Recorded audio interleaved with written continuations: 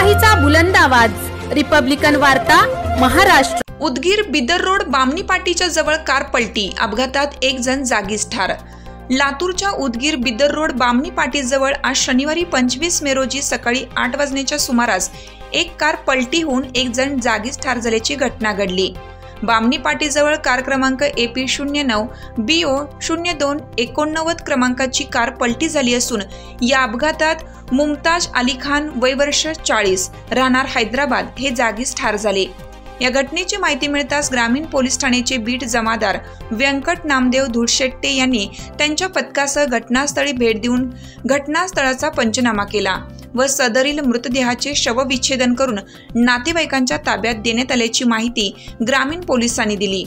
Republican वार्तासाठी Latur Deoni प्रतिनिधी सगीर मोमीन।